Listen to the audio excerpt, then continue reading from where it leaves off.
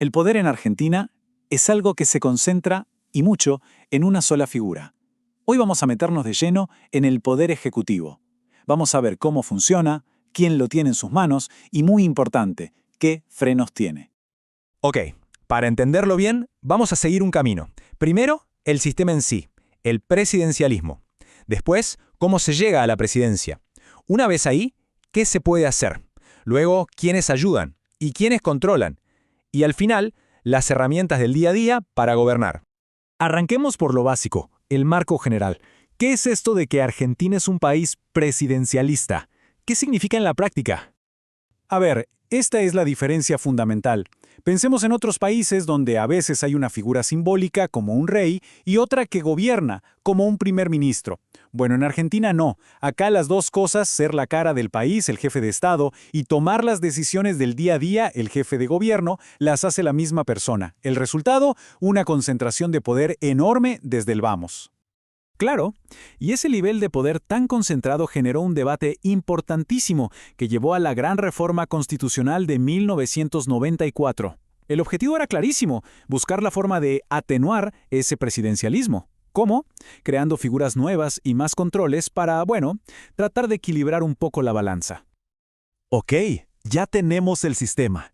Ahora la pregunta del millón. ¿Cómo se llega a ese puesto? ¿Cuál es el camino para ser presidente o presidenta? Bueno, la Constitución pone algunas reglas, claro. Por ejemplo, haber nacido en Argentina.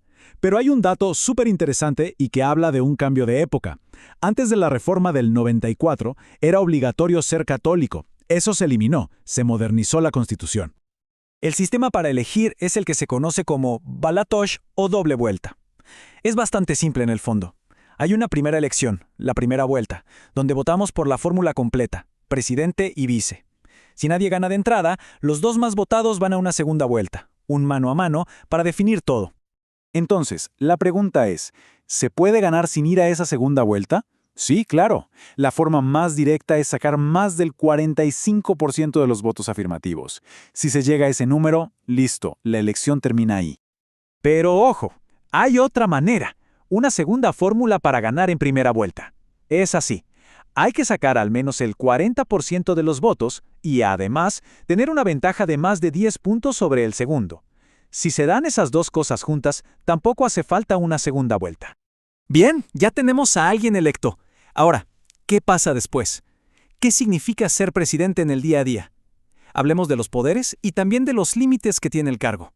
La Constitución es muy clara y le da, digamos, 3 sombreros. Es jefe supremo de la nación, o sea, la figura que representa al país.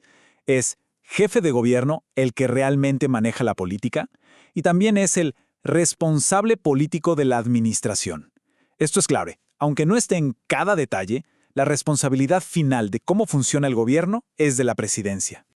Otro cambio importantísimo del 94 fue el tiempo en el poder.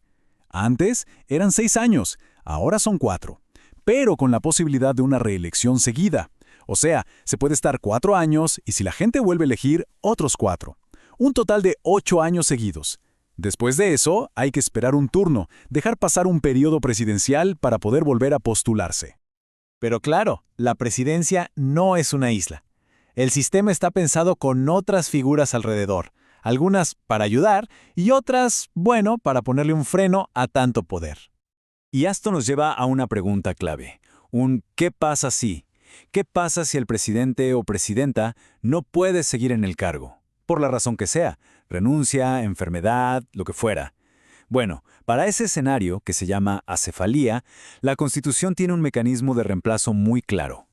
El primero en la fila es, obviamente, el vicepresidente, pero acá viene algo que no todo el mundo sabe. Aunque los votamos juntos, el vicepresidente, en teoría, no es parte del Poder Ejecutivo. Su trabajo principal es ser el presidente del Senado. Solo se pone el traje de ejecutivo si tiene que reemplazar al presidente. Y si ese reemplazo es definitivo, se convierte en presidente y el cargo de vice simplemente queda libre. Volvemos al 94. Otra de las grandes novedades de esa reforma fue la figura del jefe de gabinete de ministros. ¿Por qué se creó? La idea era justamente descomprimir, sacarle a la presidencia el peso de la gestión del día a día y dársela a este nuevo ministro coordinador. Entonces, ¿cómo se reparten el trabajo? Es así, la presidencia sigue siendo la responsable política final, la cabeza, pero el jefe de gabinete es el que ejerce la administración, el que está en la trinchera. Y aquí hay un punto clave que los diferencia, su relación con el Congreso.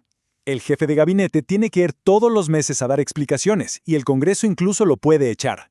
Es como un fusible, un puente entre el Ejecutivo y el Legislativo. Ok, hablamos de personas, de cargos, pero ¿con qué se gobierna? ¿Cuáles son las herramientas concretas? Bueno, acá llegamos a una de las más poderosas y, a menudo, de las más polémicas, los decretos. La gran pregunta es, ¿el presidente puede crear leyes por sí solo? La respuesta corta es complicado. No es un sí o un no rotundo, todo depende del tipo de decreto del que estemos hablando. Básicamente hay dos grandes categorías. Por un lado están los decretos delegados. Acá el Congreso le dice al presidente, ok, sobre este tema y por este tiempo podés legislar vos. Es un permiso previo. Y por otro lado están los famosísimos DNU, los decretos de necesidad y urgencia. Acá la lógica es al revés. El presidente legisla primero, argumentando una emergencia, y el Congreso lo controla después. Ahora, ni siquiera los DNU, que son la herramienta más fuerte, son un cheque en blanco. Tienen sus reglas. Tienen que firmarlo todos los ministros y sí o sí tiene que ir al Congreso para su análisis. Pero, ya que está el detalle, para dar de baja un DNU, no alcanza con que una Cámara lo rechace. Necesita el no de las dos, tanto de diputados como de senadores. Y todo esto nos deja flotando una gran pregunta, ¿no? En un sistema que por diseño concentra tanto poder en la presidencia, ¿alcanzan estos contrapesos? ¿La figura del jefe de gabinete y el control del Congreso son suficientes para equilibrar la balanza? Es un debate que en Argentina parece no terminar nunca y sigue más vivo que nunca.